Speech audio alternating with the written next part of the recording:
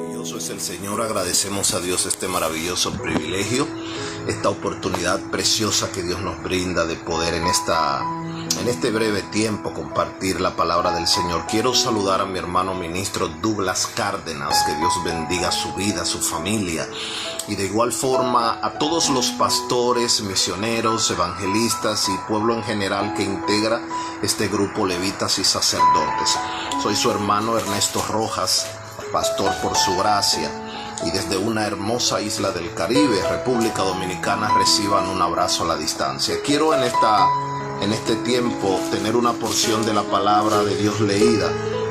Yo creo, mis hermanos, que el más grande privilegio que puede gozar un ser humano es ser portavoz de la palabra del Dios del cielo. Yo creo que el hecho de Dios usarnos como canal, como ruta, como vía, como instrumento para llegar al alma, esto es maravilloso, esto es grande, esto es poder, bendito sea el Señor. De hecho, yo creo que el poderío del ministerio de Jesús no estaba, o su esplendor, su gloria, no estaba reflejado o no consistía en las cosas que Jesús hacía, no, sino en las que Jesús decía. Jesús decía: toma tu lecho y anda, y los paralíticos corrían.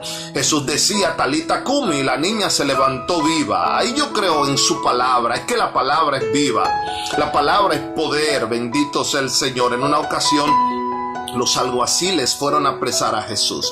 Los sacerdotes enviaron a apresar a Jesús. Aquellos hombres iban con autoridad para aprenderle, pero cuando llegaron se encontraron con algo muy común en Jesús, y era disertar la palabra.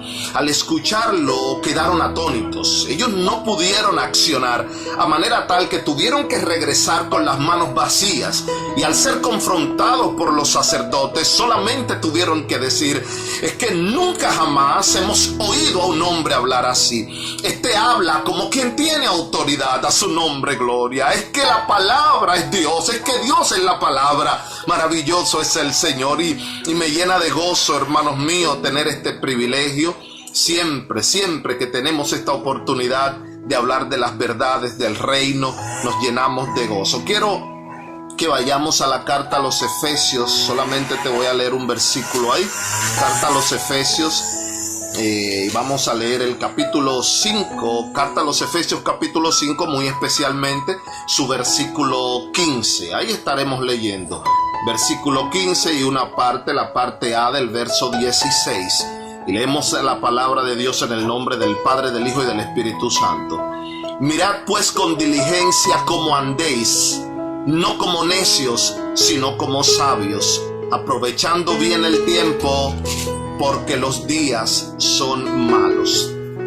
Gracias, Padre, por tu palabra. Te pedimos, Dios, que sea resplandeciendo tu gracia, que sea, Padre amado, impartiendo sabiduría, que seas tú utilizando mis sentidos hoy para beneficio del alma, y a tu nombre daremos gloria, honor y alabanza. Maravilloso es el Señor. Amados, quiero hablar y quiero usar como un tema los tiempos de hoy y qué hará la iglesia, el accionar de la iglesia en estos últimos tiempos. Una de las cosas importantes y prácticamente es indispensable para la iglesia del siglo XXI, esta iglesia contemporánea, es tener una clara convicción, un claro concepto del periodo, del tiempo que nos ha tocado vivir. Yo creo que ignorar esto, desconocer esto, es estar viviendo en un marco bíblico equivocado. ¿Por qué digo esto? Porque si hay algo importante para nosotros los hombres de Dios, es saber que la Biblia nos tiene circunscrito a un tiempo. El tiempo que estamos viviendo no está separado de la profecía bíblica, no. Lo que tú y yo estamos viviendo, los acontecimientos de la tierra justamente ahora están circunscritos. Hay cronología en la Biblia para ellos, está ubicado, hay contexto, bendito sea el Señor, en la palabra del Dios del cielo para esto. Y lo primero que debemos entender, que el tiempo que nos ha tocado vivir no es cualquier tiempo, en ninguna manera. No estamos viviendo, como suelo enseñar, en los tiempos de Isaías, que profetizó y dijo: una virgen concebirá, un vástago de Isaí va a retoñar. No, iglesia, ese no es nuestro tiempo. Ya la virgen concibió, ya el vástago retoñó. El período en el cual nosotros estamos circunscritos es otro. Y Dios quiere que la iglesia que de este tiempo comprenda esto, porque el pleno conocimiento de esto nos permitirá accionar en consecuencia. El conocer el tiempo, el periodo en el cual nosotros estamos viviendo, nos permitirá utilizar las herramientas correspondientes. El proverbista Salomón dijo: todo tiene su tiempo debajo del sol. Esto es importante entenderlo. Salomón circunscribe todos los eventos, todo lo que sucede en nuestro diario vivir a periodos específicos, como queriendo decir, cada tiempo tiene su operación. Y esto es así. Esto es así. En las mismas páginas de la Biblia esto está marcado. Una profecía para cada tiempo. No fue un profeta, no. Cada periodo tenía su profeta de turno. La profecía de Isaías no fue la profecía de Jeremías. La profecía circunscrita a Judá y a la situación con el reino del norte que vivió Jeremías no fue la que vivió Ezequiel allá a las orillas del río Quebar. No, en ninguna manera. Cada periodo tiene una operación y Dios quiere que nosotros como iglesia sepamos el tiempo que a nosotros nos ha tocado vivir. En ese sentido, la iglesia del Dios del cielo va a crecer bajo el conocimiento de este principio que es voluntad de Dios, de que entendamos el tiempo que estamos viviendo. La iglesia podrá fungir conforme al diseño del Dios del cielo. Bendito sea el Señor. Este conocimiento es lo que nos va a abrir puertas, va a abrir paso a nuestro andar para nosotros poder desempeñar un ministerio eficaz. Bendito sea el Señor. Cuando nosotros miramos el periodo, el tiempo que nosotros estamos viviendo, vuelvo y repito, es un periodo complejo. Es un periodo que a la luz de la palabra hay que circunscribirlo a lo que es el tiempo postrero. Estamos viviendo la postrimería de los tiempos. El fin del siglo viene de camino. Ya la consumación de las edades se acerca. Es un periodo preescatológico, por no decir escatológico en totalidad, pero es el tiempo del fin, iglesia. Ese es el tiempo. Ahí es que primero debemos circunscribir nuestro día a día a un periodo postrero, final. Se acerca el fin ya. Estamos viviendo un periodo preescatológico. Ahí es lo primero que debemos. Ahora, después de posicionarnos en esta condición y saber que estamos viviendo un periodo preescatológico, hay que saber qué esto implica.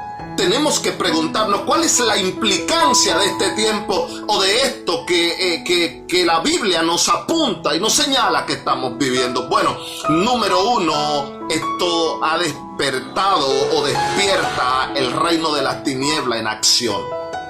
Voy a explicarte esto. Los demonios conocen los tiempos. A veces nosotros, la misma iglesia, desconocemos estas cosas, pero el reino de las tinieblas no. Los demonios conocen esto. En una ocasión Jesús llegó a las playas de Gadara y lo primero que hace una legión de demonios es postrarse delante de Jesús. Sí, porque no era un hombre, no, este hombre llevaba dentro de sí una legión de espíritus, una legión de demonios que se postran en genuflexión ante Jesús. Pero ellos hacen una pregunta que es importante que nosotros desglosemos y la logremos comprender. Ellos dicen: ¿por qué nos atormentas antes de tiempo? ¿Por qué nos atormentas? Es la pregunta, es la cuestión que sale de la boca de los demonios. ¿Por qué nos atormentas antes de tiempo? Es decir, ellos sabían que el tiempo que Jesús pisó Gadara no era el tiempo de que ellos fueran enviados al lago de fuego. No, ellos conocían esto a cabalidad. Ellos tienen en el mundo, es que lo espiritual es revelado a lo espiritual. En el mundo espiritual todo está abierto. He enseñado en múltiples ocasiones que el ministerio pastoral que te persigue lo conocen los demonios desde antes de tu nacimiento. Claro que sí. Te lo puedo mostrar por la palabra. Cuando Dios determinó el cumplimiento de los tiempos que iban a ser un libertador para sacar al pueblo hebreo de los muros de Egipto, el diablo ministró a Faraón y le dijo que declarara un edicto de muerte para los varones al nacer. Pero es importante saber que no buscaban matar los niños varones. No, tenía nombre, se llamaba Moisés, era el libertador que no se le había dicho a nadie en la tierra. Esto simplemente fue concebido en la eternidad de Dios.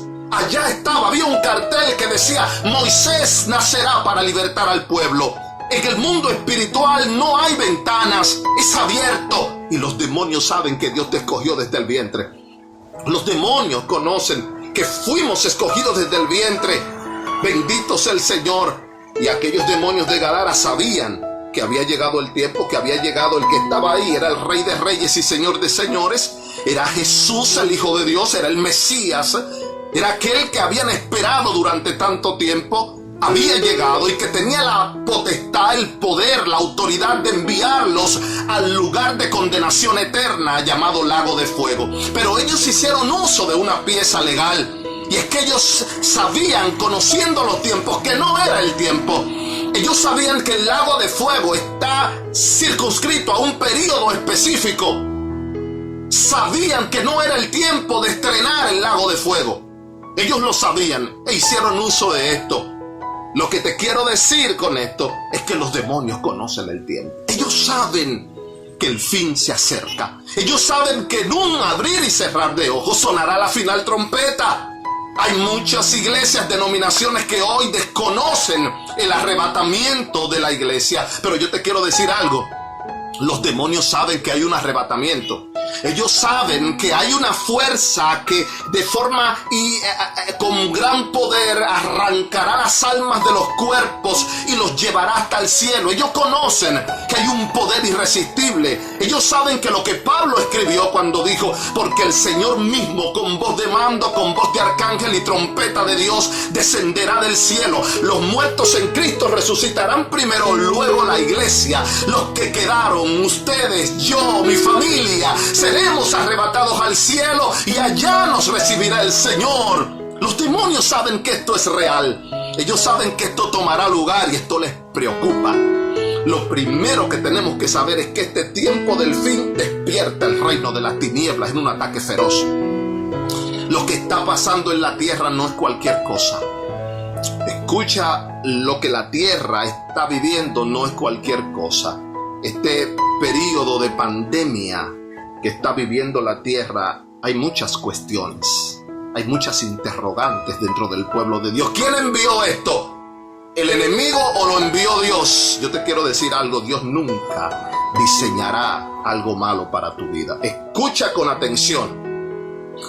Dios nunca diseñará algo destructivo para tu vida. No, pero lo permite. Quiero que sepas que el reino de las tinieblas cada segundo, minuto y hora busca tu muerte y la mía.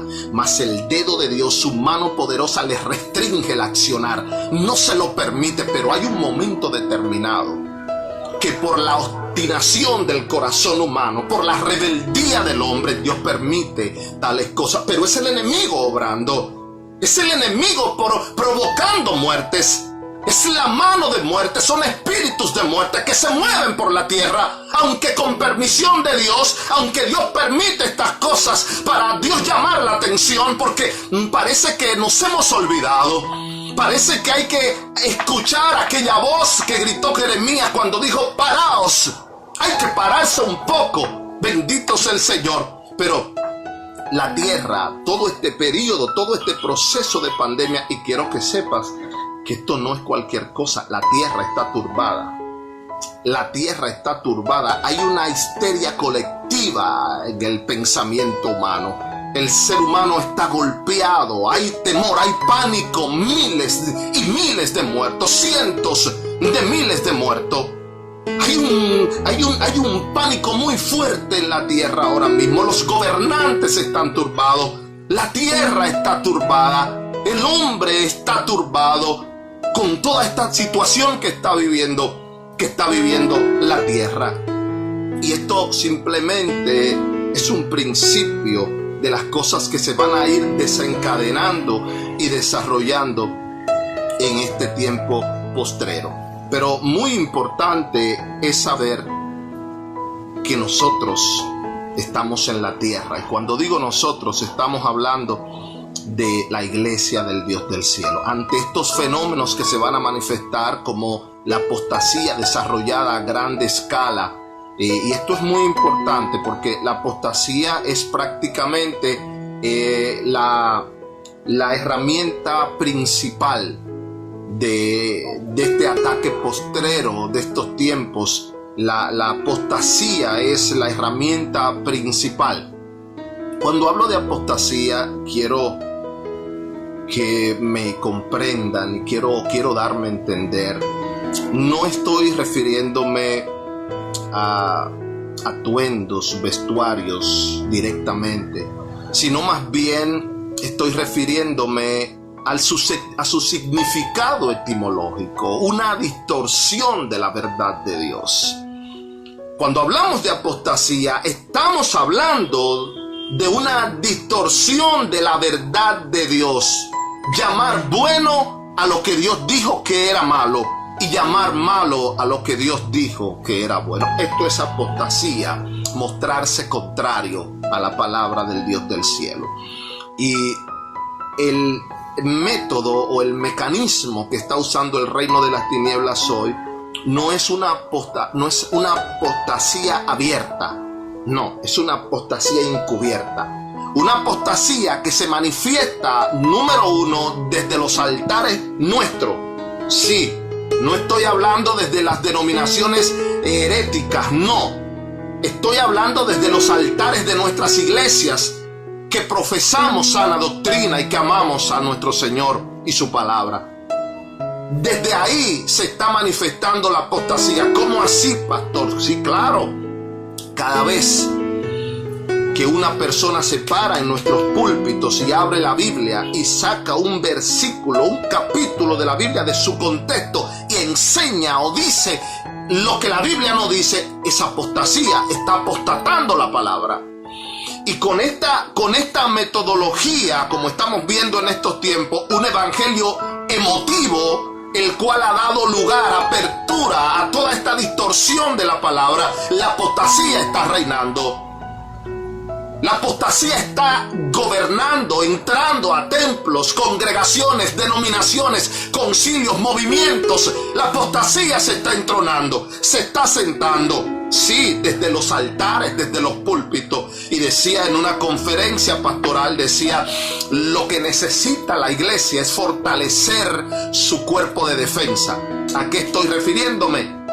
De los maestros de la iglesia. Tus maestros, mis maestros, deben ser fortalecidos en la palabra.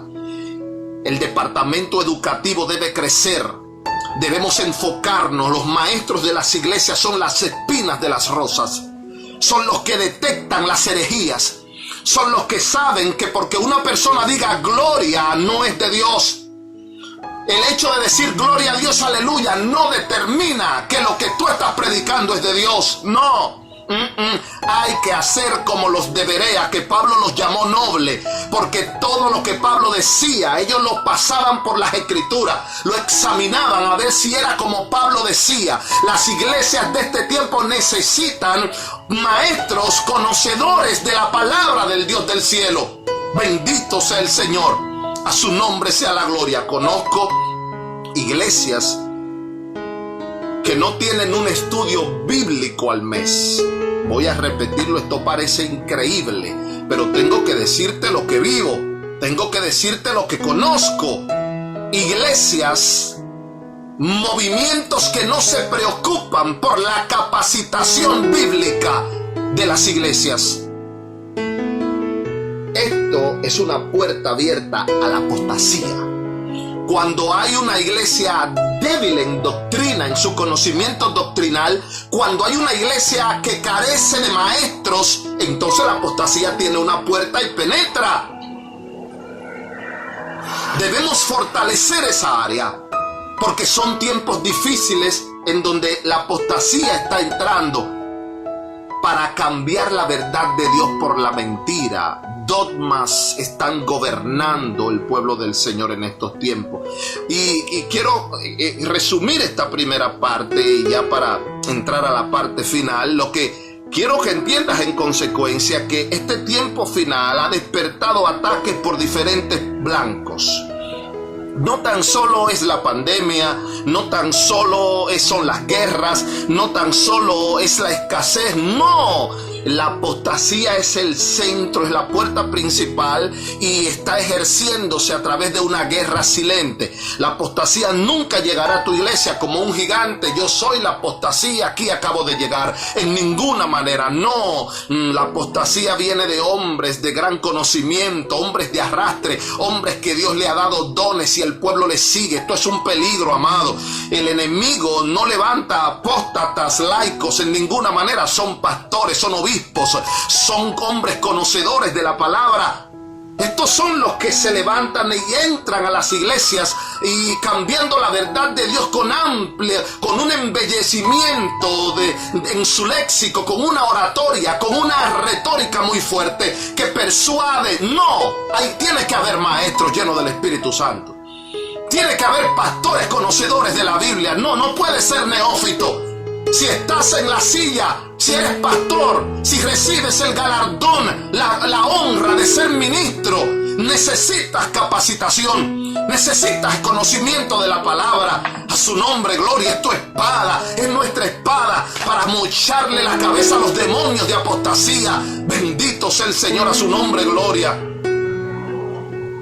En los versos que acabamos de leer, quiero tocar dos puntos y voy a concluir en cuanto a lo que la iglesia debe hacer en estos tiempos. El apóstol Pablo les dice a los efesios, aprovechando bien el tiempo, porque los días son malos. Yo quiero de forma inversa explicarte esto, y es que el apóstol habla de unos días que son malos. Esta es una palabra para tiempo que se utiliza aquí, que hace alusión a que lo que se está viviendo en este contexto terrestre, en esta tierra, no es cualquier cosa. Lo que se está viviendo aquí es una lucha, es una guerra cuerpo a cuerpo. Yo no sé cómo hay algunos que creen que el hecho de ser pastor, de ser evangelista, eso algo, no, tú estás peleando. Es una guerra. Lo que estamos viviendo en esta tierra ahora mismo es una guerra feroz. Los días son malos a toda su amplitud. Maldad hay en la tierra, ejércitos de demonios pelean a diario, contienden. Los aires están llenos de una operación enemiga. Ahora, después del apóstol Pablo, o antes del apóstol Pablo hablar de la dificultad de estos días, de la complejidad por la operación demoníaca que existe, él dijo esto, aprovechando bien los tiempos. Pablo habló de un aprovechamiento, pero ¿de qué? La palabra utilizada para tiempo ahí es esa que tú conoces como kairos. Es una palabra que implica un tiempo de oportunidad provisto por Dios. Gloria a Dios, aleluya. ¿Sabe lo que Dios nos está diciendo, ministros? Que en medio de este siglo malo Dios abrió una puerta de bendición para nuestras vidas, a su nombre, gloria. Que en medio de este accionar de demonios del reino de las tinieblas hay una puerta que Dios ha abierto, llena de las características, de las herramientas, de los talentos, de los dones, de las capacidades que nosotros necesitamos para ser victoriosos. Que vamos a poder cumplir la misión. ¿Cuál es la misión? La misión de la iglesia no fue diseñada en Pentecostés. La iglesia no nace en Pentecostés para los efectos espirituales. No, la iglesia nace en la eternidad de Dios. Fue concebida en el corazón de Dios para manifestarse en estos tiempos. Si queremos definir la iglesia desde lo más implícito de la palabra de Dios, tenemos que decir que es un organismo vivo, no una institución, no, un organismo vivo diseñado por Dios como un brazo espiritual para introducirlo en el mundo de las tinieblas y arrancarle las almas de las garras al diablo. En medio de este siglo malo tienes poder porque Dios está contigo. En medio de este tiempo difícil hay un kairos, hay una oportunidad que Dios nos manda a aprovechar. Bendito sea el Señor. Y pudiera darte algunos tópicos de cómo aprovecharíamos estas cosas, pero quiero darte 2 puntos quizás, porque no quiero extender esta exhortación o este compartir de la palabra. Número 1, nuestra manera de ver el ministerio. Nuestra manera de ver el ministerio nos va a posicionar en una condición de provecho o en una condición de desperdicio. Sí, porque cuando no vemos el ministerio a la manera de Dios, desperdiciamos lo que Dios nos ha dado, o desperdiciamos el llamado que Dios nos ha dado, que es el más grande llamado o la más grande escogencia para con una persona. El ministerio no es sentirme grande, no. De hecho, la palabra ministro es siervo. La palabra ministerio es servicio. Cuando nosotros ministramos, servimos. Yo quiero que te posiciones ahí. Si te posicionas en esa condición, no te vas a sentar en los altares como pavo real. No nos vamos a sentar en los lugares como encumbrados y a creernos muy grandes. No, en ninguna manera. Vamos a ver y vamos a potencializar lo que somos. Vamos a entender que somos hechos para mover, para desempeñar una obra, para desempeñar un servicio, y vamos a avanzar. Esto es lo primero. Mirar el ministerio como Dios lo ve. Somos ministros, somos siervos llamados a servir, a ministrar. Esto nos va a poner en una actividad continua de la voluntad del Dios Todopoderoso. En segundo lugar, ¿cómo desarrollamos el ministerio? Quiero que ahora mismo nos traslademos otra vez a lo que dije inicialmente. Los tiempos no son los tiempos de ayer, no son los mismos tiempos, no son los mismos tiempos, aunque luchamos contra los mismos demonios, porque los demonios no nacen ni se multiplican, pero se regeneran conforme al proyecto del reino de las tinieblas. Y la iglesia del Dios del cielo debe conocer esto, debe tener un discernimiento y debe operar en consecuencia. Yo decía, enseñando en días pasados, decía que aquellas grandes campañas multitudinarias que hacíamos en los años 90 fueron una gran bendición, pero en ese tiempo. Hoy no son tan gran bendición. ¿De qué está hablando, pastor? Estoy hablando que en estos tiempos, y más con tantas dificultades que hay, la iglesia debe hacer un trabajo personal.